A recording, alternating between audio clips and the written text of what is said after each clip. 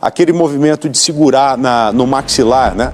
De segurar com as mãos no maxilar. Ali, ó, ontem ele até fez novamente, porque eu fiz um questionamento pro Garrafa. Falei, o Garrafa, se ele é destro, se ele não é canhoto, ele atirou com a mão direita. E para fazer isso e ficar com as marcas dos 4 dedos no lado direito do rosto da Gisele, ele só pode ter pego ela por trás, como se fosse uma gravata, não uma gravata, mas o mesmo movimento.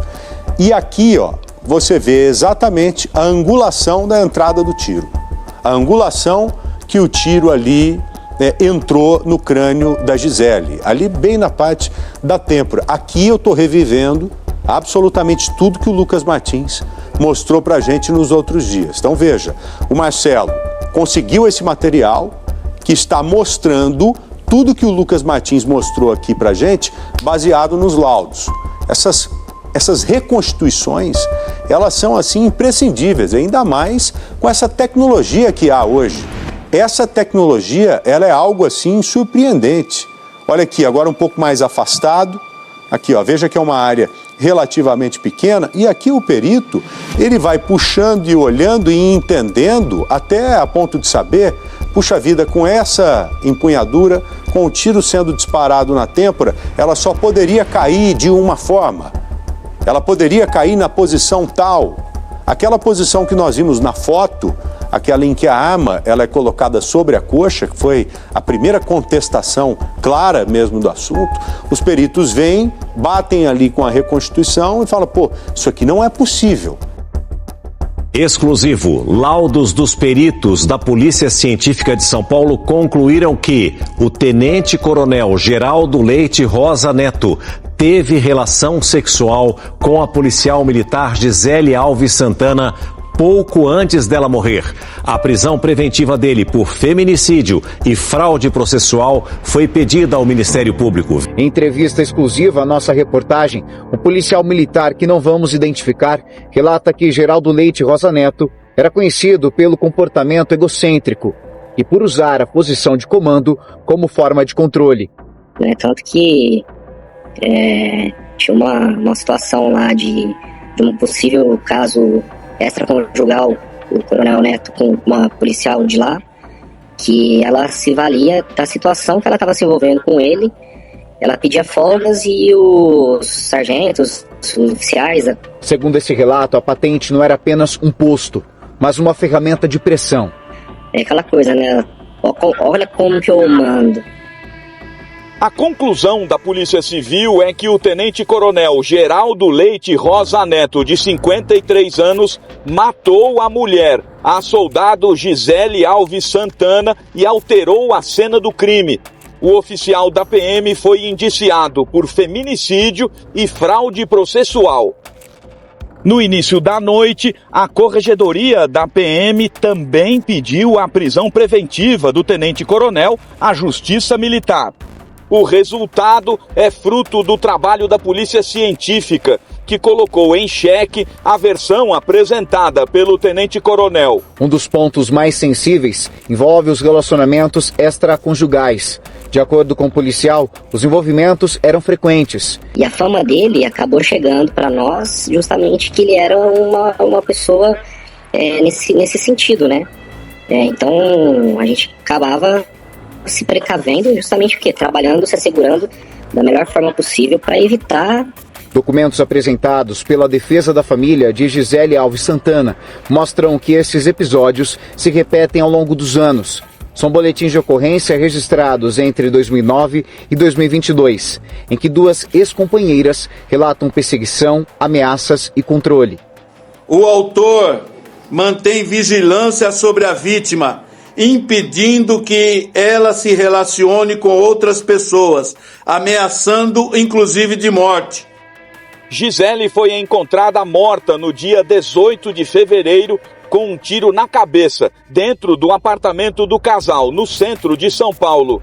O tenente-coronel disse que a soldado se matou enquanto ele estava no banho, depois de uma conversa sobre um possível divórcio.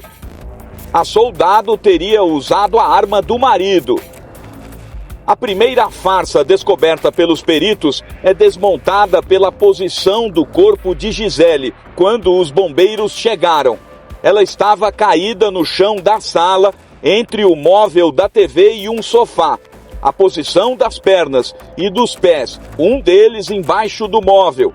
O local da poça de sangue e a posição da arma encaixada na mão de Gisele. Para os peritos, são sinais evidentes de que a cena não era de um suicídio. Os peritos derrubaram ainda uma outra mentira contada pelo tenente-coronel. Os legistas constataram que Gisele teve relação sexual antes de ser morta. Para justificar o fim do casamento, o oficial da PM disse que os dois não tinham mais um relacionamento e que dormiam em camas separadas havia 6 meses. Um primeiro laudo do Instituto Médico Legal, o IML, já havia encontrado no pescoço e no rosto de Gisele marcas de lesões contundentes por meio de pressão digital e escoriação, ou seja, ela teria sofrido uma espécie de esganadura. Agora, os peritos concluíram que ela foi imobilizada pelo pescoço e que estava desmaiada no momento do disparo. Vestígios de sangue foram encontrados no banheiro e em outros cômodos do apartamento. O comportamento do oficial da PM também chamou a atenção dos investigadores. Uma vizinha disse que ouviu o disparo às 7h30 da manhã, mas o tenente-coronel só fez a primeira ligação para pedir socorro meia hora mais tarde. Coutinho, mas tudo tem prazo e tudo foi feito dentro do prazo e com provas. Ninguém ia se precipitar para dar uma resposta rápida para vocês e cometer alguma injustiça, né? Então eu tenho que falar para vocês que o tenente-coronel Neto ele está preso agora, está preso preventivamente por feminicídio e fraude processual.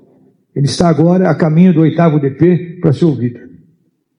O mandado de prisão, para vocês terem uma ideia, saiu às 4h30 da manhã. Às 4h30 da manhã saiu esse mandato, e prontamente a corregedoria, está aí o corregedor, se prontificou junto com a Polícia Civil, tudo se fez irmanado, Polícia Civil e Polícia Militar. Juntas foram cumprir. Tem 2 mandados de prisão, tem o da Polícia Militar e tem o da Polícia Civil. O da Polícia Civil não saiu ainda, pode sair das próximas. Saiu o primeiro da PM, mas as 2 polícias foram em conjunto. E a prisão foi realizada na residência dele, lá em São José do Campo. Não houve reação, não houve nada, ele se entregou de boa e tá aí. E essa decisão também autorizou a apreensão de aparelhos celulares, quebra de sigilo, dados eletrônicos e o compartilhamento das provas com a Polícia Civil e com a Polícia Militar. Deverá tudo ser, ele deverá também agora passar por audiência de custódia, algo mais. A Polícia Civil, como eu falei já fez no prazo o inquérito policial. E as investigações também constatou inconsistências significativas quanto à conduta de Geraldo após o disparo da arma até a formulação da ocorrência, o que compromete a credibilidade da sua versão. As provas periciais médico-legais analisadas pela Polícia Técnico-Científica indicam a inviabilidade da hipótese de suicídio. A inviabilidade da hipótese de suicídio, além de apontar indícios de alteração do local do crime. Que aparecia como conflitos isolados, acaba se tornando um padrão de comportamento do tenente-coronel. E é nesse contexto que surge o relacionamento com a soldado Gisele. Antes de morrer, Gisele Alves Santana já demonstrava medo. Em conversas com uma amiga, relatou ciúmes excessivos e fez um desabafo que hoje chama a atenção dos investigadores. Qualquer hora, ele me mata. Gisele foi encontrada com um tiro na cabeça no apartamento do casal, na região central de São Paulo.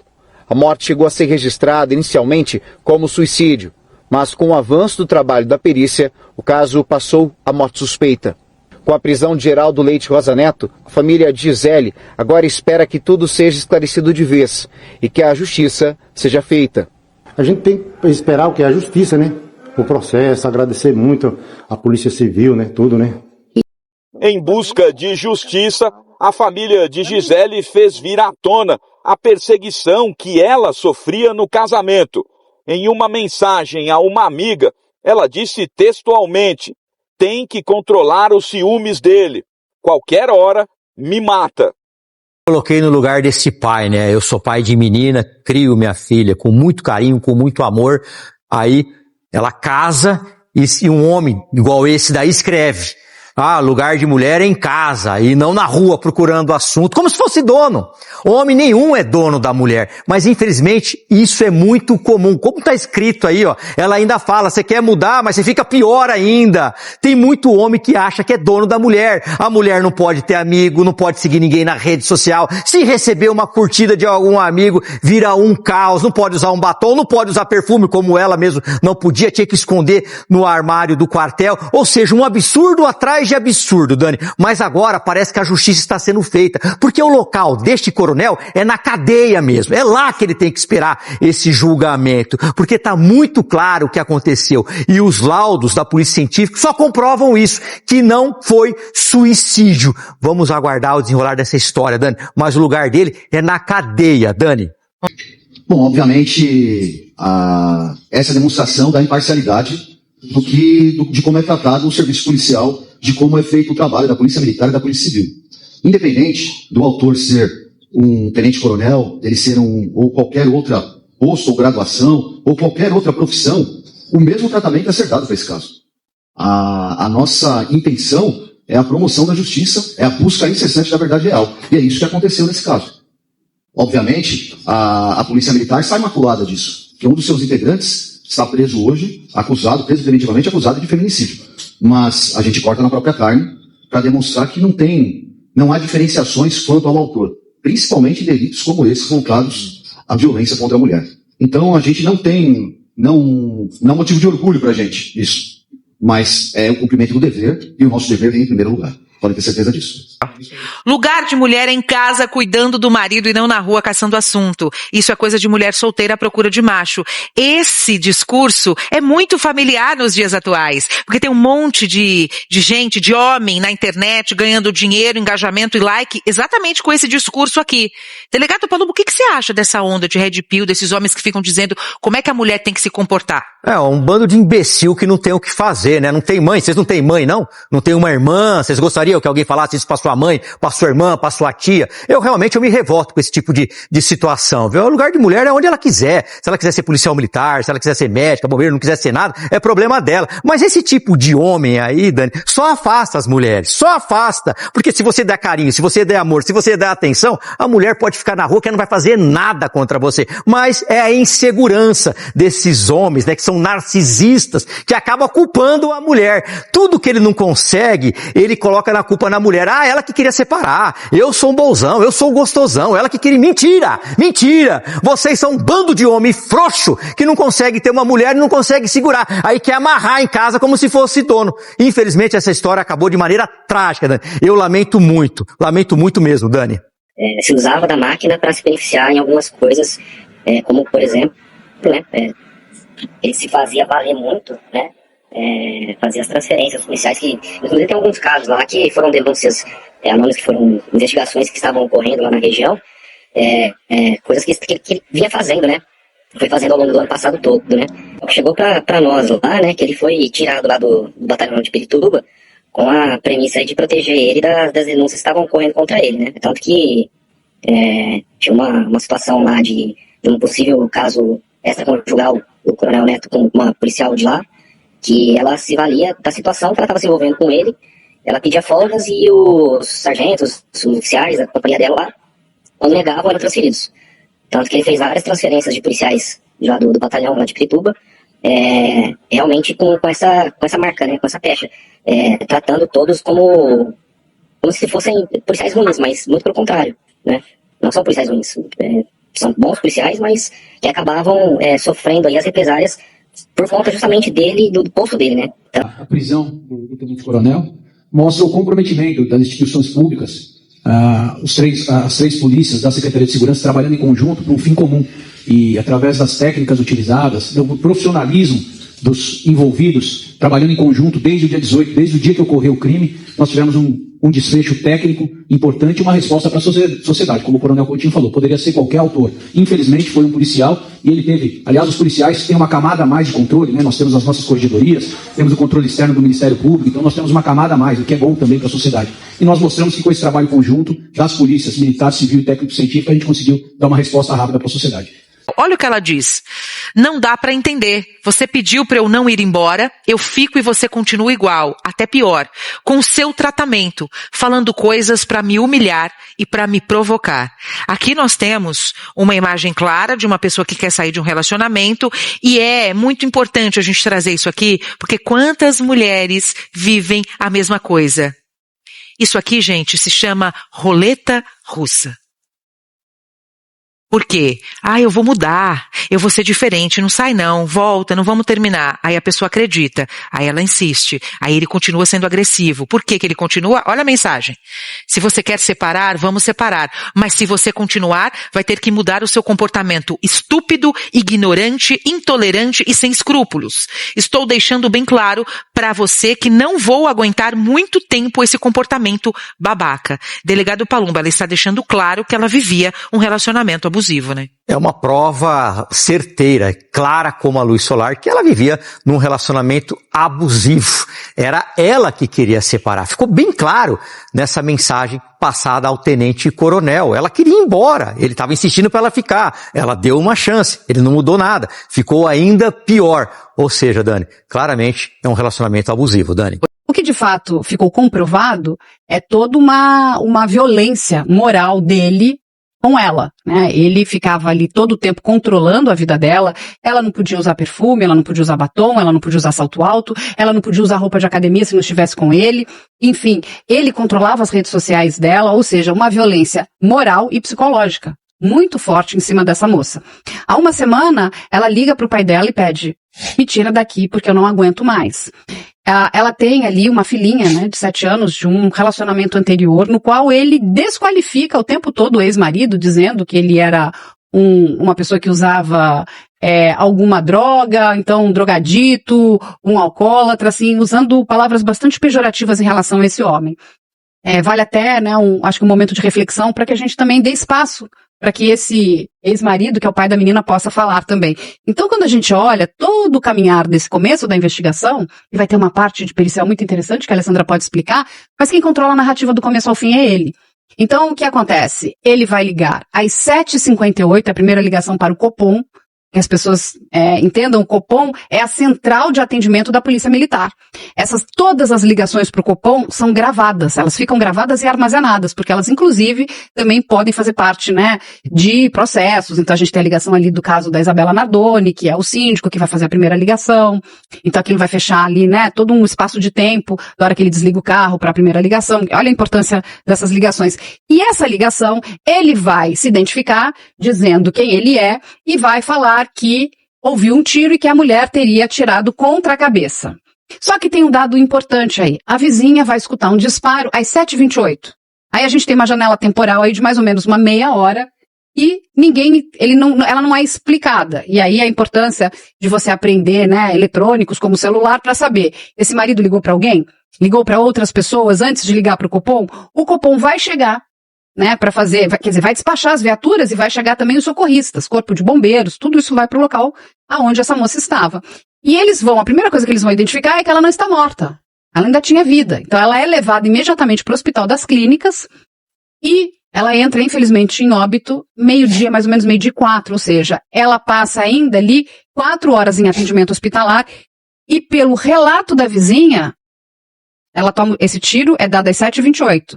Se ele liga às 7h58, veja só, ela fica ali um bom tempo ainda agonizando. O que ele vai dizer no depoimento dele? Ele ouve um tiro e sai correndo para ver o que aconteceu, que ele estava tomando banho. Então imagina você dentro do seu chuveiro, na sua casa, sair correndo. O que vai acontecer, Júnior? Me responda, o que você vai carregar com você quando você sai correndo do chuveiro? Muita água. Epa, já gostei do Júnior, vem pra investigação. O chuveiro. Pro nosso lado. Quando a perícia chega no local, não tinha uma gota d'água. Ué, mas você não tá tomando banho? E ela também estava seca. Ela tá seca. Ela estava seca. Uma coisa muito interessante na cena é que a toalha estava muito bem colocada, ou seja, protegendo todo o corpo dela. Os chinelos estavam colocados. Ela estava de chinelo O chinelo não saiu do pé. A arma estava numa posição que a Alessandra vai explicar para vocês, muito estranha, mas na mão dela. E o movimento involuntário seria soltar essa arma. E os respingos, porque isso é a ciência forense que é maravilhosa, não correspondem com a cena como ela foi encontrada. E aí, eu vou passar para vocês, e a Alessandra também pode ajudar na área da psicologia e forense. Dificilmente uma mulher com filhos pequenos vai cometer suicídio. Mas se fizer isso, não será com um tiro. E se fizer com um tiro, não será na sala. Seria no quarto. Né? Menos nua. Então tem... Né? De frente para a sacada, com apenas uma toalha no corpo. Isso não é comum. Isso chama a atenção. Tanto que quando ele foi movimentado, né? Chegou para nós aí que ele queria manter as mesmas prerrogativas que ele tinha quando comandante de batalhão. Tanto que ele exigiu, né? Uma viatura para poder levar e buscar ele na casa dele. Que teria que ser uma viatura grande. Quando foi uma viatura pequena para buscar ele, ele não gostou. E o não gostar dele foi, assim, motivo para falar quase uma semana, né? Então, assim, as atitudes dele, né, demonstravam para quem era subordinado a ele que ele não sabia ter esse trato, né? Não sabia lidar com o subordinado. É aquela coisa, né? Olha como que eu mando. Então, né? Eu mando assim. E aí, mostrando né, a sua força, né? Pra poder conquistar, pra poder ganhar alguma coisa em troca. Egocêntrico, arrogante, soberbo, todos voltados eternamente para ele. Dissuador, muito disso, de causar dissuasão nas conversas dele, tanto que, assim, aconteceu um fato bem complicado, bem delicado, né, para ser falado, que ele vendia muito, né, desde a época quando ele estava em Pirituba, que ele queria largar da Gisele, ele queria o divórcio, né, e a Gisele que não queria divorciar, que já estava nesse embate já desde o meio do ano passado, e que ele queria o divórcio, mas ela não. Mas, ao que tudo foi levado, as investigações que está passando na mídia, é totalmente ao contrário, né? Que quem queria divorciar mesmo era ela e não ele. Polícia Técnico-Científica é um órgão oficial de perícia criminal do Estado de São Paulo. E cabe à Polícia Técnico-Científica, por meio da sua proficiência, por meio da coleta de vestígios, e principalmente pela sua isenção, apresentar provas robustas que vão abastecer e vão fornecer à Polícia Judiciária os elementos necessários para o oferecimento de denúncia.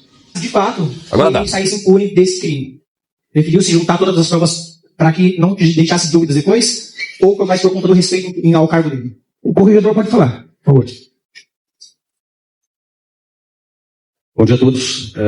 A resposta que eu posso dar para essa pergunta é que a prisão saiu no menor prazo possível, graças à sinergia das 3 polícias que trabalharam em conjunto.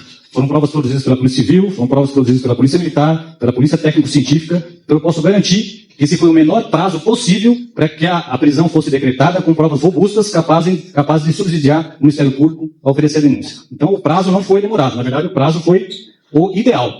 Nós só apresentamos conjuntamente o pedido de prisão quando nós tínhamos todos os elementos necessários para robustecer os pedidos. E aí a palavra da Alessandra, manda ver nessa perícia. Começa a olhar para uma cena de crime, além das coisas objetivas que a gente olha, né, mancha de sangue, posição da arma, trajetória, toda essa questão que a gente regride para entender a dinâmica e uma possível autoria, a gente tem que fazer uma análise daquele comportamento. Com base nesse comportamento, a gente começa a entender as motivações de autor, se tinha mais alguém, se tinha um partícipe, se realmente aquela pessoa teria um perfil para cometer um suicídio. Aí a gente está falando de autópsia psicológica. Tudo isso entra na psicologia forense, mais especificamente na psicologia criminal, e é essencial para as investigações. Qual que é o grande problema dessa perícia? Além, claro, ela foi socorrida, sempre que a pessoa é socorrida, os socorristas não se preocupam em preservar a cena, óbvio. Né? A ideia é salvar aquela vida o mais rápido possível. Porém, ele sendo um policial militar, ele sabe da legislação sobre preservação. E mesmo assim, depois que ela foi socorrida, um monte de gente entrou. Ele liga para um desembargador, depois vem outra equipe da PM, depois vem uma série de pessoas andando ali, e por mais que a Gisele não estivesse mais lá, e quem vai contar a história examinando esse corpo é o IML, a gente tem uma série de vestígios extremamente importantes. Por exemplo, a posição do estojo que foi ejetado da arma no momento do disparo. Que tipo de munição foi usada? Foi usada a arma, sim, era da Polícia Militar, mas foi utilizada a munição fornecida pela PM? Munição comprada pelo Estado tem número? E da PM ainda mais, né? Vem o número do lote mais PM e SP. Sim. Cadê esse estojo? Onde ele foi parar? Quem tirou dali? Sumiu? Como que sumiu? Mas a tese do suicídio seria que ela fez isso com a própria arma, certo? Sim. E a arma e a bala são da PM? A arma é dele. A arma é dele. Ela não teria arma em casa dela. Essa é a informação. Mas a arma da PM. Arma da PM? Arma da corporação. Como se ela tivesse pego a arma dele e teria tirado, né, contra ela, contra si mesma. Temporal ali, um tiro ascendente, até aí ok. Mas não é diagnóstico diferencial, né? Um tiro encostado, ascendente, levemente de trás para frente. É compatível com suicídio, sim, mas não suficiente para uma diagnose diferencial entre suicídio e homicídio. E, além disso, nós temos toda a circunstância a respeito do... Nós temos o comportamento dele, pós-disparo, nós temos toda uma série de depoimentos e de provas técnicas que comprovam uma relação absolutamente disfuncional. E essas provas estão nos dispositivos eletrônicos. Então, conforme a gente vai montando esse quebra-cabeça, o quadro que se desenha não é de um homicídio, mas tudo aponta para um suicídio com uma simulação de homicídio. E as questões também, que foram encontradas no pescoço ali. Aí depois o que acontece? O laudo de necropsia comprova que ela sofreu uma esganadura. Sim. Ou seja, ela mesmo se esganou e depois atirou contra ela. Isso não faz o menor sentido. Então, assim, é uma investigação complexa, porque, infelizmente, a cena de local de crime não foi preservada, muitas pessoas entraram ali dentro, né, e o que me choca é porque a gente está falando da Polícia Militar. Eles sabem como preservar uma cena de local de crime, eles sabem o que pode e o que não pode ser feito. Né? E aí tem um dado importante. Um dos vizinhos relata que ele não tinha uma gota de sangue no corpo. Ele não chegou perto dela, não tentou ajudá-la, mas eles vão encontrar, a perícia encontra sangue, vestígio de sangue no box. Assim, algumas coisas que chamam a atenção é que ele não se demonstrava em desespero. Você imagina a sua companheira, mesmo que você estivesse querendo, porque essa é a narrativa que ele conta, a gente não tem a versão da vítima, né? Ele não tá ali em desespero. Né? Então, assim, e ele vendeu muito essa história lá, né, pro grande comando, lá pra região, a ponto que o comandante trouxe ele para outra função, justamente para tirá-lo desse foco. Mas muito pelo contrário, né? O que aconteceu só demonstrou aí que não, que realmente ele é uma pessoa tão, né, que causa tanta dissuasão, tanta, né, vende tanto, né, uma imagem que ele não é, construiu uma imagem que ele não é, que enganou a todos, né? E a fama dele acabou chegando para nós justamente que ele era uma pessoa nesse sentido, né? Então a gente acabava se precavendo justamente porque trabalhando, se assegurando da melhor forma possível para evitar a gente se expor para não tomar consequências contra ele. Então, assim, quanto a Gisele, da mesma forma que chegava as denúncias que ele estava tendo esse relacionamento extraconjugal, com certeza deve ter chegado para ela também. Tinham pessoas que tinham medo de trabalhar com o Geraldo? Medo é uma palavra meio complicada para se falar dentro da polícia, né? Mas só que a gente não tinha confiança, né? Eu acho que é a principal palavra a se falar. Porque dentro da polícia militar, quem não tem confiança para trabalhar com parceiro, dentro da viatura ou dentro do trabalho administrativo, perdeu a confiança para trabalhar, a gente perde tudo. E ele chegou num ponto, né, que o poder que ele tinha em mãos só mostrou quem realmente ele é. E o fato dele estar sendo preso, se tudo, né, continuar aí, e as investigações concluírem, e o juiz aí entender que realmente foi ele o culpado disso, vai ser uma justiça, primeiramente, para a família da Gisele, né, pelo tudo que aconteceu. Vai ser uma justiça para todo mundo que sofreu algum problema com ele, né? Alguém que foi realmente prejudicado de alguma forma, né? Então, são situações em que ele, sendo punido agora, vai fazer justiça para todo mundo que sofreu alguma coisa por ele. Ele muito, muito manchou realmente a instituição. É um dia triste hoje, né? Novamente triste, né? Foi triste no dia do falecimento da Gisele, e hoje eu falo triste porque uma pessoa assim, nesse posto, que deveria estar trazendo exaltação para a Polícia Militar, está trazendo uma marca que vai ficar, né, traçada aí por muito tempo, né? E a Polícia Militar não é isso, a Polícia Militar não é desse jeito. Mas a gente sabe que foi o resultado desse laudo, principalmente o laudo da exumação, e respondendo o questionamento do doutor, queria também, se possível, ouvir o delegado do caso, a gente ainda não conseguiu ouvi-lo. Quais foram esses laudos que saíram e que trouxeram à tona e fez com que vocês pudessem fechar esse caso? A gente tem questionamento sobre a Gisele, eles tiveram relação sexual antes da situação. O que comprovou? A Gisele foi esganada, no momento em que possivelmente, né, aconteceu um tiro, ela estava desmaiada. Eu queria muito que a gente falasse sobre essas provas técnicas, já que provavelmente, como os senhores trouxeram, foram esses pontos que fizeram com que a gente tivesse resultado do dia de hoje. Júlia, hein? Boa pergunta. Atenção, outras regiões do Brasil receberam nosso sinal coletiva sobre a prisão do Coronel Neto. Vamos ouvir. Em sigilo de justiça. Então, existem alguns pontos, eventualmente sensíveis, que caberá aí à autoridade policial, presidente do inquérito, relatar oportunamente. Eu quero dizer para vocês que a exumação é um exame médico legal complementar que pode ser solicitado a qualquer tempo dentro do processo investigatório ou realmente no decorrer do processo. E que os achados principais que foram descritos no primeiro laudo, no laudo inicial, realizado pelo Instituto Médico Legal, simplesmente foram confirmados no exame de exumação procedido pelos legistas lá do Instituto Médico Legal Central.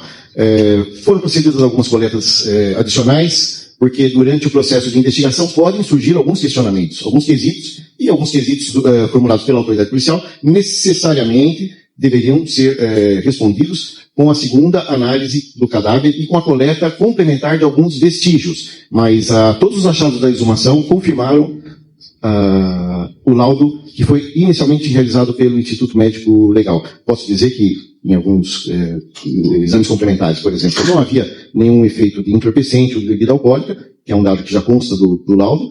Foi também solicitado uma averiguação minuciosa sobre a existência ou não de gravidez, que dependeu, neste caso, de um exame histológico, microscópico de fragmentos do útero, perfeito? Eu acho que é o que nós podemos falar, além disso. Você vai falar sobre as marcas, se tinha esganadura... Exatamente. Essas marcas elas já haviam sido descritas no primeiro laudo, né? Que são marcas que correspondem à pressão digital nesta região. Então, durante a exumação, foram colhidos fragmentos de tecido, importaram inclusive o subcutâneo, para ver qual a profundidade dessa lesão. E isso já estava descrito no primeiro laudo. Não houve sinal de asfixia. Ponto.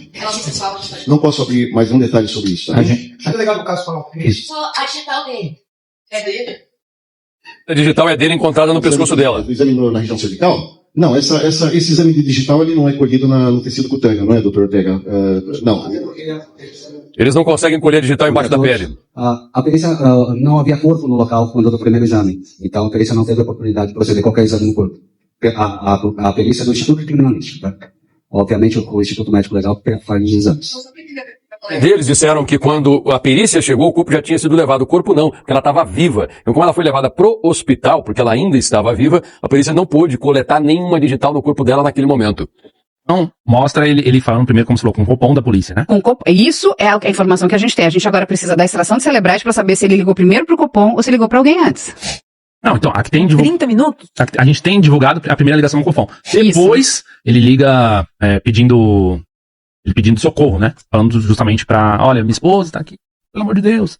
E aí a gente vê Mas ele também não tenta fazer nada? Porque você imagina, digamos que é sua companheira, Júnior, que ela tivesse tentado uma atrocidade dessas. O que seria o teu ímpeto? Primeiro, você quer chegar, que essa pessoa tem vida, você vai onde é que tá sangrando. Encostando no corpo. Saber se pode fazer alguma coisa. Tudo que você vê é uma pessoa, ela está deitada sobre uma poça de sangue. Você não sabe de onde está vindo. Ele é um oficial. Ele tem treinamento em APH, treinamento pré-hospitalar tático. Né? Tiro porra de bomba, basicamente. Primeira coisa que você faz, vê onde está sangrando e tampona. Ele não chegou nem perto. Estranho, né? É muito estranho. É um comportamento muito estranho. De uma pessoa que já praticava violência moral há muito tempo. A família falou sobre essa violência moral, falando que Não, os depoimentos eles estavam separados. Da mãe, né? Hoje a gente já estava até conversando com um advogado, um criminalista, que levanta muito bem, doutor Santoro, as informações do depoimento dessa mãe. É de cortar o coração. Essa moça vivia uma violência moral já há muito tempo. Fora a violência psicológica, né? E veja como é difícil para uma mulher que está dentro de uma corporação, de uma polícia militar, pedir, né, algum tipo de proteção, sabendo que o seu companheiro é seu superior hierárquico. Porque ele é um oficial e ela é uma simples soldado. Né? Então, assim, tá ali numa situação completamente desfavorável. E tem um dado também que é muito relevante, ela tinha acabado de passar num concurso, algo que ela tinha sonhado. Ela não tem o perfil de uma pessoa que vai cometer o autoextermínio. Não é o perfil dela. Eu, Carla, não acredito na tese de suicídio. Então, a família fala sobre essa questão deles já estarem separados. Morando na mesma casa. Há uns 2 meses. A mãe relata, inclusive, que ele já, ele dava muitas ordens pra ela, então, não é, então, assim, além de todo o trabalho que ela tinha, a casa tinha que estar impecável, então, assim, você via pelo relato da mãe uma filha sobrecarregada. Vi uma mulher ali de novo sobrecarregada. Não que a gente tenha essa informação. Ela tem uma filhinha de um outro casamento. Essa filhinha morava com eles? Morava com eles. Não estava na casa deles? Não estava. Olha só, que interessante, né? Era num dia que esta menina não estava lá. Então, tudo me parece muito estranho. Uma mãe amorosa, querida, né? Ela era muito humilhada porque vinha de uma origem mais simples. Assim, tem uns relatos... Chama a atenção também o fato dele reforçar o tempo inteiro, no depoimento, mesmo com ela morta, essa questão do quanto ele era superior a ela. E a questão da violência psicológica é muito delicada. No depoimento? No depoimento, assim que ela morre. Como assim? Pelos familiares. Ele era superior? Pode ler. Não, ele diz que ela era muito humilde, que ele era o provedor, que ele era não sei o quê, que ele tolerava a ele filha. é um tenente da polícia, quanto que ganha? Ele era um oficial, não sei quanto ganha, mas de qualquer forma, o conteúdo desse discurso chama a atenção. Em relação à violência psicológica, é importante dizer que qualquer pessoa pode sofrer violência psicológica. Uhum. E quando a vítima está nessa teia, ela não enxerga. Parece que está todo mundo olhando. E a própria pessoa não enxerga. Você nunca teve aquele amigo que teve aquela namorada complicada e todo mundo falava, sai de perto dessa pessoa, e a pessoa não enxergava? É assim que funciona. Essa teia de manipulação, ela não começa do dia para a noite. A pessoa não começa humilhando do dia para a noite. As coisas começam de uma forma muito sutil. O amor tem esse detalhe, né? Também consegue... Você não, né? Com aquela piada que incomoda, com um tratamento de silêncio, um silêncio punitivo. Não tô falando quando você tá irritado, você fala, não, vamos conversar, amanhã a gente se fala. Isso não é tratamento de silêncio. Tô falando quando a pessoa se retira estando ali presente. O silêncio punitivo, aí aquela piada que humilha. Isso começa de uma forma muito sutil, esse tipo de violência. E ela não acontece o tempo inteiro. É aí que a vítima fica presa. Ele gostou de falar, inclusive, andou dando entrevistas por aí, dando a sua versão de que ele não seria capaz de matar nem bandido, quanto mais uma mulher, justificando, inclusive, que as marcas apontadas pelo laudo, e isso está também no depoimento dele, que as marcas apontadas pelo laudo foram marcas deixadas pela filha da soldado. Tamanha covardia. Mas o tenente-coronel é o mesmo que escreveu isso aqui, ó. Pode colocar na tela. Lugar de mulher em casa, cuidando do marido e não na rua caçando assunto. Rua é lugar de mulher solteira à procura de macho. Olha lá, ó. Parece um discurso muito parecido com esses discursos que a gente tem acompanhado ultimamente nas redes sociais, dessa onda de red pill, né? Os caras que ficam na internet falando como que a mulher tem que se comportar. Essas são mensagens anexadas ao inquérito, mensagens enviadas pelo tenente-coronel para a soldado Gisele. Você acha que esse homem aqui, de fato, será mesmo que ele não teria coragem de fazer o que ele está sendo acusado de ter feito? Está aqui as mensagens que estão anexadas nesse inquérito. A gente preparou uma reportagem sobre o caso. Eu disse ainda há pouco que a preocupação daquelas policiais que foram até o apartamento era de deixar um ambiente minimamente viável para que o pai da soldado pudesse ir até a casa, retirar alguns pertences. Ele conversou com a nossa equipe. Vamos acompanhar. Este é o momento em que o tenente-coronel Geraldo Leite Rosa Neto é preso, sai do prédio da família e é colocado na viatura. A prisão marca uma nova fase da investigação sobre a morte da esposa, a soldado Gisele Alves Santana, e joga luz sobre quem era o homem por trás da farda. Longe dos holofotes, dentro dos batalhões, o que se desenha um perfil bem diferente do cargo que ele ocupava. Não é naturalmente feito pelo Instituto Médico Legal essa coleta, mesmo porque o resultado pode ser um resultado, infelizmente, não positivo ou negativo ou duvidoso, perfeito? Não é uma prova que é colhida na região, na superfície cutânea. Então a gente vai passar para o delegado. Queria cumprimentar a doutora Amanda, que chegou aqui. Eu sei que o trânsito está pesado e foi falado em cima da hora para ela vir. É uma das nossas peritas que participou também aqui, né? Já pega uma cadeira para ela aí. Eu preciso parabenizar, obviamente, os meus colegas jornalistas que estão ali no local, porque eles não querem falar sobre o laudo por estar em segredo de justiça, mas os jornalistas vão perguntando com jeitinho e os delegados vão respondendo aos poucos, como você percebeu, os corregedores também, eles vão falando aos poucos e a gente vai entendendo melhor essa operação que foi feita agora pela parte da manhã para cumprir esse mandado de prisão que foi expedido pela Justiça Militar às 4h33 da madrugada. Vamos ouvir o doutor Nico. Então isso que a gente pode falar para vocês. Agora o caso está sob sigilo. Delegado do caso. Você pode repetir, por favor, a pergunta que eu acabei me perdendo aqui? Doutor, fiz perguntas com relação aos laudos. Eu queria ouvir o senhor sobre o caso, a gente ainda não conseguiu ouvi-lo, né? O senhor falar, inclusive, sobre a importância desses exames periciais e sobre o caso como um todo, né? Esse trabalho de depoimento. Para você que tem dificuldade de ouvir sobre os exames que foram feitos e a importância dessas provas para a prisão do coronel. E o delegado vai falar um pouquinho também de como foi a investigação até agora. As ações que foram passadas pelo tenente-coronel desde o momento em que ocorreram os fatos, visando desmontar toda a narrativa que ele apresentava.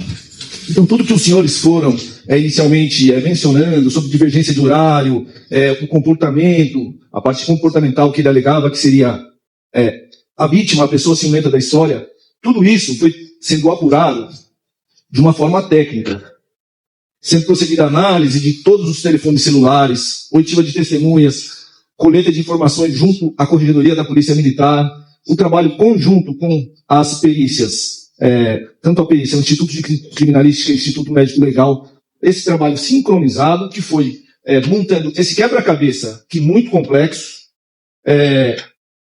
que enfrentou um local parcialmente prejudicado, que é natural, em razão do socorro prestado à vítima, tá?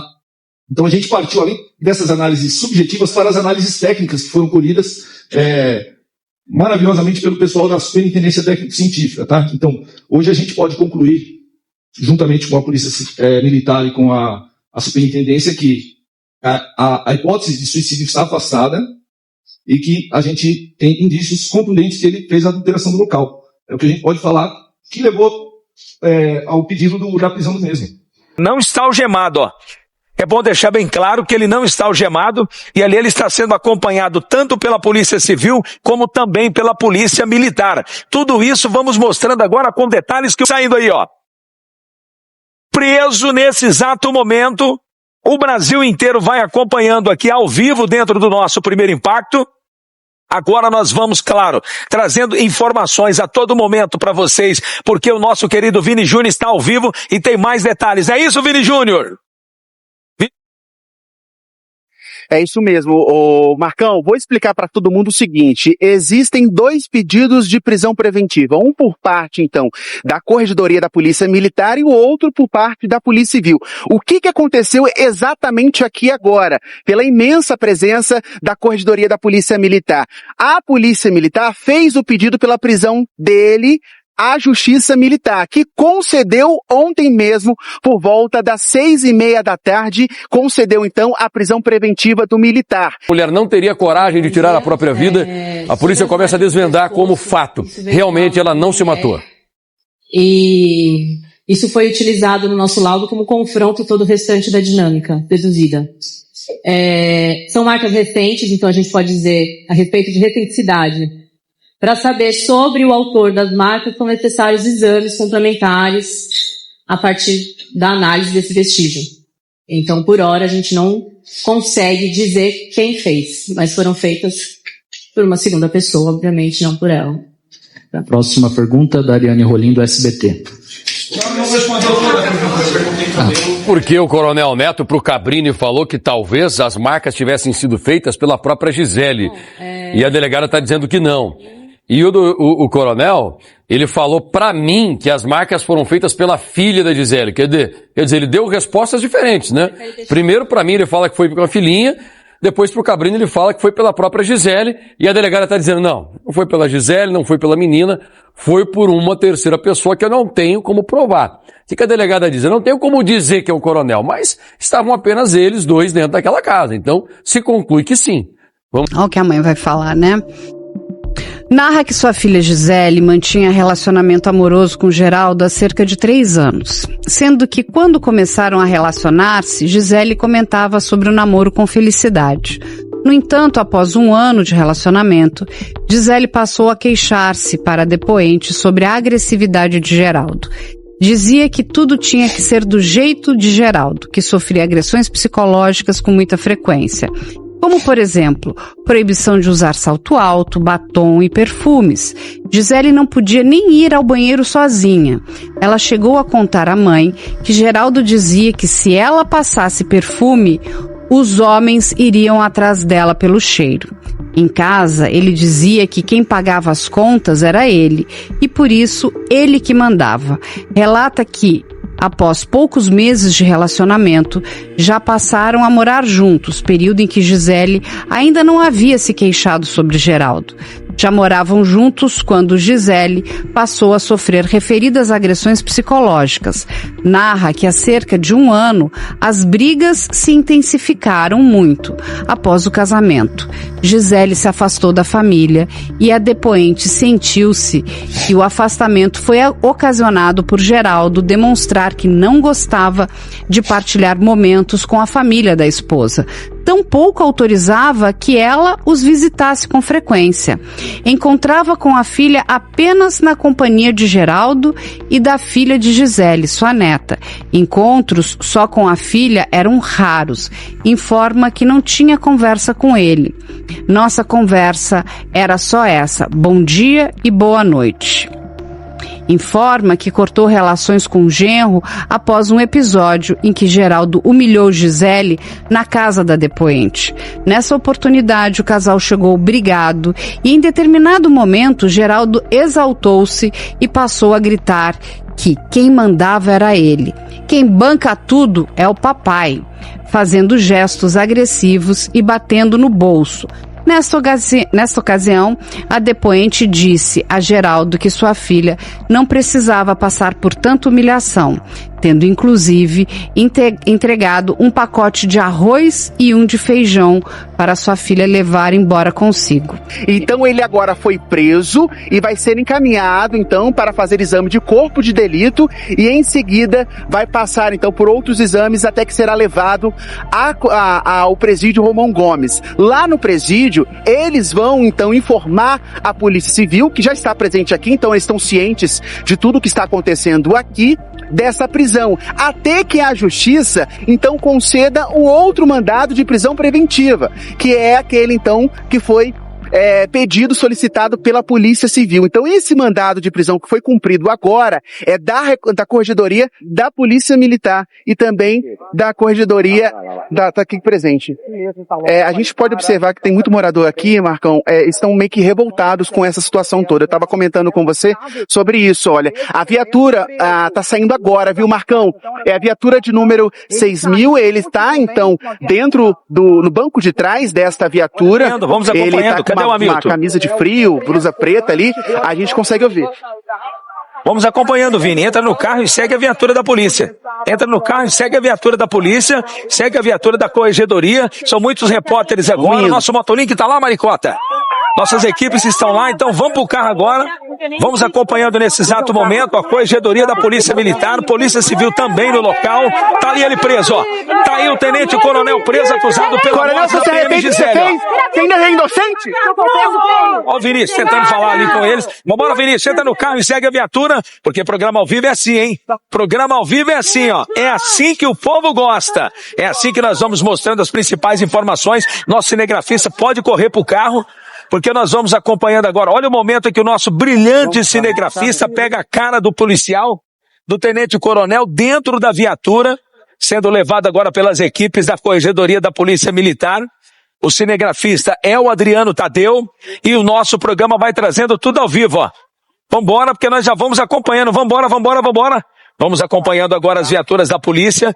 O nosso programa traz um diferencial porque a nossa equipe é empenhada, né? As nossas equipes elas se entregam realmente nos casos e por isso que o programa é o programa campeão de audiência da emissora, o programa campeão de audiência do Brasil. E você vai vendo agora o momento em que ele sai, ó. Não está algemado, mas está ali sendo acompanhado por vários policiais, são várias viaturas e nesse exato momento, com certeza, um outro coronel é quem foi lá para poder fazer a prisão dele com uma patente maior do que a dele, junto com outros policiais, e também acompanhado da Polícia Civil, porque o pedido de prisão foi feito pela Polícia Civil. A PM acusa ele de homicídio, mas a Polícia Civil pediu a prisão dele por feminicídio, e outros crimes também podem pesar contra o mesmo. O Primeiro Impacto vai trazendo tudo isso ao vivo para todo o Brasil, agora às 8h53. Nós temos o Marcelo Bittencourt também, que está acompanhando o caso de perto. O Vini já está, inclusive, também com a nossa equipe já dentro do carro. Assim que estiver no ponto, Vini, vocês me avisem por gentileza, para que eu possa colocar o Vini novamente, porque nós estamos acompanhando a viatura. O comandante Hamilton já também estará no alto também, já acompanhando. A nossa equipe, inclusive, já está ali do lado, ó. Vamos juntos, porque ele vai chegar a qualquer momento, ele vai ser levado, acredito eu, nesse momento, para o batalhão, para a corregedoria da Polícia Militar, ou será que ele vai ser levado para a delegacia de Polícia Civil? Fica uma dúvida. Tem algum dos nossos repórteres que pode, Maricota, trazer essas informações para nós? Ô Bita, nesse caso ele é levado para a corregedoria direto ou ele é levado para a delegacia de Polícia Civil? É essa a grande dúvida. A grande dúvida aqui, viu, o Marcão do Povo, exatamente por quê? Porque as viaturas saíram daqui, esse mandado de prisão foi expedido pela Justiça Militar. Entrei em contato com o advogado de defesa, que diz que vai contestar, é uma prisão arbitrária que vai contestar e que alega que a Justiça Militar não teria competência para expedir esse mandado de prisão. Portanto, a expectativa é muito grande, a corregedoria que os policiais estão preparados caso ele venha para cá. Existe a possibilidade dele vir para cá, para a corregedoria, ou seguir para o 8º Distrito Policial no Brás, onde o caso está sendo investigado. Marcão. Essa cápsula é de qual arma? É da Soldado? É a dele? Vocês conseguiram chegar à conclusão disso? Como já foi dito, então, a cápsula não foi encontrada, nem na perícia inicial, nem nas perícias subsequentes. Então, a gente não consegue inferir de quem é a cápsula, então de que arma seria. Ele vai, só concluir aqui, por favor, ele vai responder por feminicídio e ele também responde na justiça da polícia por ter cometido, né, um homicídio contra uma policial, e sendo que esses dois crimes houve um aumento de pena recentemente, né, para 40 anos, tanto o feminicídio quanto também o assassinato de um policial. Eu acredito que essa questão mais jurídica deve ser tratada talvez pelo plano. Segunda. Bom, só uma contribuição. É importante destacar que a investigação ainda continua. E muitos detalhes técnicos, até por conta da perícia, os detalhes técnicos da investigação, que está em curso ainda pela Polícia Civil, pela Polícia Militar. É importante a gente preservar alguns detalhes, porque isso ainda faz parte da investigação. Então, é importante a gente esclarecer isso, né, porque o caso ainda tem muita coisa pela frente, um passo de cada vez, né, Nico, para a gente poder realmente tratar esse assunto com seriedade, com legalidade, lisura, né, em todos os trabalhos que estão sendo feitos aí por toda a equipe que está reunida aqui hoje. Respondeu, mas a pergunta da jornalista foi muito boa. Será que o Coronel Neto vai responder por 2 crimes diferentes? Feminicídio e pela morte de uma policial, porque esses 2 crimes recentemente ganharam um aumento de pena para os assassinos. Vamos ouvir? Na tábua óssea da região frontal. E ele foi confrontado com a arma que estava no local e o confronto foi positivo. Perfeito? Relata que conversou diversas vezes com a filha sobre ela não precisar passar por essas agressões. Relembra que no ano passado, durante uma briga, Geraldo enviou um vídeo com arma apontada para a própria cabeça, fazendo menção de que iria se matar se Gisele rompesse com ele. Relata que Gisele encaminhou esse vídeo para depoente, seu esposo e seu outro filho, irmão de Gisele. Mas ela apagou o vídeo após possível reconciliação, tendo apenas seu outro filho, irmão de Gisele. Mas ele apagou o vídeo após possível reconciliação também. Aí vamos lá. Em novembro, Gisele estava conversando com o depoente e seu marido passou a dizer para que ela saísse do casamento, dizendo que ia acabar em tragédia. Na sexta-feira, 13 de fevereiro de 2026, Gisele ligou para os pais chorando muito, pedindo socorro e solicitando que eles fossem buscá-la. Os pais saíram imediatamente de casa e deslocaram-se até a casa em que Gisele morava com Geraldo e sua filha. Ao chegarem, o pai mandou mensagem avisando que estavam aguardando por ela, mas Gisele desceu sem qualquer pertence, apenas acompanhada de sua filha de 7 anos. Ao encontrar os pais, Gisele teria desabafado. Mãe, não aguento mais tanta agressão psicológica. Ele chegou e não tinha mais lugar no varal para pendurar roupas, e só por isso ele disse: como chego na minha própria casa e não tenho um lugar para colocar meu uniforme? Daí eu tirei as roupas do varal e ele continuou gritando. Nessa conversa, Gisele teria dito que sairia da casa apenas na manhã seguinte, pois assim ela já levaria embora de vez todos os seus pertences e pertences de sua filha de 7 anos. Relata que a conversa de frente ao prédio durou cerca de 10 minutos, tendo Gisele repetido diversas vezes em prantos e não aguentava mais. Meu Deus do céu. A gente Olha, vê aí gente, que manipulação, triste isso. isolamento da vítima, que é comum também, né? Se A a primeira mãe- coisa que um agressor, que um narcisista Se ela faz tivesse é tirar da saído rede na de noite apoio. anterior, ela estava viva. Sim, possivelmente. Não que isso fosse resolver, tá? Muitas vezes... Até porque a gente não sabe, até a polícia tá investigando ainda, né? Sim, Tá investigando. Tá investigando. A gente só espera que não vire caso Vitória de Cajamar, né? Eu acho que a dinâmica lá foi uma dinâmica de execução, onde o primeiro laudo que eu fiquei sabendo foi um disparo de baixo para cima, né, do lado direito, e até porque eu tive o contato com o corpo no velório, né? Então eu entendo, assim como a família, que houve uma execução. E quando nós estivemos lá no velório, nós não tínhamos a informação dessas marcas no pescoço. Quando houve a divulgação das marcas no pescoço, no nosso entendimento da família, ficou mais evidente que ele simplesmente executou a Gisele. Digo ele por quê? Porque só estava ele e a Gisele lá dentro, não tinha uma terceira pessoa. E se Gisele não se matou, quem matou foi ele. É uma questão lógica, a não ser que ele colocasse uma outra pessoa na cena, coisa que ele não fez. Então, é um raciocínio lógico. A próxima pergunta é do Leonardo Amaro, do Metrópolis. Bom dia, senhores. Eu queria saber como a investigação entende a conduta do desembargador Marco Antônio Pinheiro, que foi acionado pelo próprio Tenente Coronel Neto, se, na visão dos senhores, ele influenciou de alguma forma a preservação da cena do crime, se ele já foi ouvido pelos senhores, e se há a possibilidade dele também ser indiciado por fraude processual. Obrigado. Essa é uma pergunta para o nosso corregedor. O aula do corregedor. O desembargador não foi ouvido ainda nos autos de inquérito policial militar, mas a notícia que eu tenho é que ele não interferiu de forma alguma na cena do crime. Ele foi lá como um amigo do tenente-coronel e foi esse o papel que ele desenvolveu lá. Eu não sei se o nosso doutor Denis tem alguma coisa além disso, mas ele não foi ouvido nos autos de PM ainda.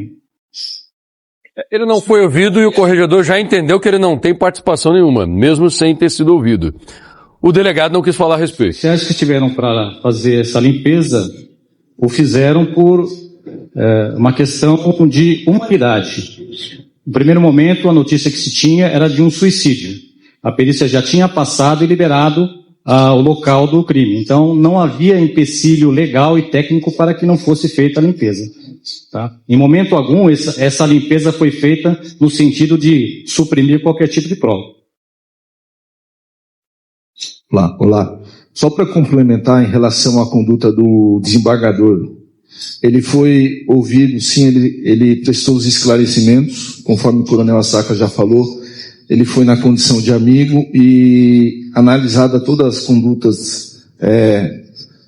as condutas captadas pelas câmeras corporais, não foi detectada qualquer ato de ingerência do mesmo. Então, realmente não há nada a ser apurado em relação à conduta do mesmo.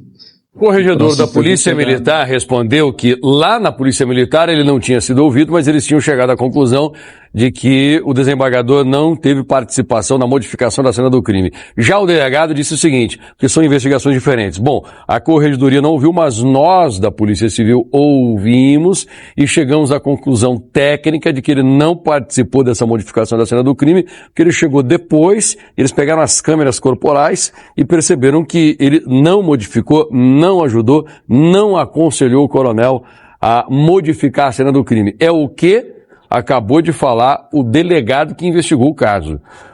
Vamos ouvir? Tem outras perguntas sendo feitas? Precisa seguir a lista porque tem outros colegas que também estão ao vivo. Se ele vai ser exonerado do cargo, como é que tá isso? É que tá todo mundo ainda muito inicial. Vamos seguir a lista então, por favor. A Luísa Vaz da Globo é a próxima. Desculpa, tá?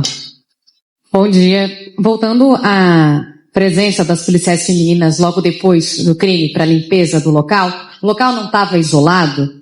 Houve algum tipo de... vocês ouviram essas pessoas que foram lá? Elas foram lá a mando de quem? O local estava liberado, já se fazia um tempo. Tava, como falou o delegado, era um caso de suicídio. O local foi liberado pela Polícia Técnica, não havia nada. Questão humanitária, eles ajudaram. E a Polícia Militar, tá aqui o Coutinho pode falar, dispõe esse serviço para esse tipo de caso, numa equipe da policial, um pessoal da psicologia, não é isso, Coutinho? A da assistência social que vai tratar da vítima. Então não é um caso que foi só por causa dele. Esse caso já acontece com todo mundo que precisa, a Polícia Militar dispõe desse serviço. E olha, eu queria salientar também uma coisa que é preocupação do nosso governador do estado. Ninguém faz mais pela mulher do que o nosso governador do estado. É entrar no nosso aplicativo, ver o que está sendo feito, principalmente agora aí com o caso do Tenente Coronel, ele cobrava todo dia uma solução. Então eu vou falar para vocês, a atenção do estado de São Paulo contra a mulher, a favor de prender agressores de mulher é muito grande. Isso nós fazemos todo dia. A próxima é Malu Mões, do Estadão. Delegado, quais são as provas que demonstram que o desembargador não ajudou ou orientou sobre o comprometimento da cena? Em relação a provas de que ele não colaborou, orientar, na verdade, a gente não tem o teor da conversa, a gente tem o teor do depoimento que ele prestou, tá? Mas assim, todos, ali a gente tinha inúmeros policiais militares que estavam no saguão o acompanhando, tá? E foram horas e horas de análise de câmeras corporais, e realmente não tem nada. Ele adentrando no local do crime, interferindo, não houve qualquer conduta ativa do mesmo nesse sentido. Próxima pergunta é da Amanda Luder, da Globo News. Senhores, eu queria continuar na questão do desembargador e das 3 PMs. Eu entendi que o local do crime já tinha sido liberado, que foi uma questão de humanidade, porque até então era um suicídio. Agora, se sabendo que a gente tem o tenente-coronel preso e que possivelmente é um feminicídio, é o caso de ouvi-las, vai ser chamada uma oitiva delas para saber se foi o tenente-coronel que pediu a presença delas lá, agora com essa nova versão apresentada? Elas já foram oitivadas nos autos do IPM, não foi o Tenente-Coronel Neto que solicitou o concurso delas para a limpeza, tá? Foi o próprio comandante do comando de área que solicitou que elas fossem ajudar lá. Então não teve participação do Tenente-Coronel Neto nesse evento. Na conclusão da Corregedoria Militar, o Coronel Neto, ele enganou os próprios militares, porque o comandante dele é o que a Corregedoria está falando. O comandante dele, que é o Coronel Bueno, ele confiou no Coronel Neto, ele acreditou naquilo que o Coronel Neto tinha falado, que foi realmente um suicídio, e aí no final da tarde, quando a Polícia Civil já tinha liberado aquela área, porque a polícia ainda acreditava que seria um suicídio, o Coronel Bueno fala, então, por favor, essas 3 policiais, pede para elas, que elas fossem até o lugar para limpar o apartamento. Isso já tinha sido divulgado aqui pra gente, nós conversamos, inclusive, com fontes do Coronel Bueno, e o Coronel Bueno falou, não, eu acreditei no Coronel Neto e eu pedi para que limpasse o apartamento dele, mas pensei que fosse uma situação humanitária. Então veja você, quantos policiais militares que também acreditaram no Coronel Neto, na mentira contada pelo Coronel Neto. E que agora a Polícia Civil e a Corregedoria Militar estão desvendando e mostrando que, na verdade, o Coronel Neto, ele tem até um perfil psicopata diante de todas as mentiras que ele contou. Vamos continuar ouvindo. Causa uma certa estranheza. Aí você disse que não encara como um desvio de função. O que caracteriza, então, isso? Conforme eu já disse, não caracteriza desvio de função. Se coloquem na posição das pessoas que estão envolvidas nesse evento. A partir do momento que a gente tinha notícia de um suicídio, a família, familiares adentraram o local, amigos, qualquer pessoa da família que fosse entrar naquele local, naquele ambiente de crime, deparando com a situação de sangue espalhado, aquela cena de crime seria uma situação muito constrangedora, crítica. É por isso que os policiais militares foram lá de forma humanitária para fazer essa limpeza, para que não ficasse a cargo da família ter que resolver essa limpeza no ambiente. Então, se colocando na oposição de que partia do pressuposto que era um suicídio, o local de crime já estava liberado, então não havia problema nenhum a gente prestar esse apoio para a família do policial militar. Mas não houve influência de ninguém. Não houve influência. Toda vez que acontecer esse tipo de coisa, onde a gente perceber que é possível minimizar a dor das pessoas, a Polícia Militar vai, de forma humanitária, ajudar. Pessoal, a gente... Eu não posso passar fatos concretos aqui, mas eu repito. Não foi o objetivo de interferir no local de crime. O local já estava liberado. E se acontecesse fatos similares, da mesma forma a gente faria de tudo para ajudar. A primeira informação que chegou para a gente é como um suicídio. E a Polícia Militar, ela tem os programas de assistência social para todo policial, tá, que se envolve em casos de, não só de suicídio, com algumas ocorrências traumáticas. Esse é um procedimento padrão da Polícia Militar. Já tinha acontecido outras vezes da polícia Já. limpar a cena do crime depois da perícia? Eu não sei te precisar da questão da limpeza, mas todo crime grave, um crime que tem repercussão, e a gente tem um procedimento padrão dentro da Polícia Militar, que vai a equipe de assistência social, vai psicólogo, até para tratar, muitas vezes, o policial, a questão da saúde mental do policial. E esse procedimento foi feito também porque, assim, como eu disse, agora a gente, com o passar do tempo, a gente tem o direcionamento de um feminicídio, mas no momento dos fatos era uma ocorrência de suicídio.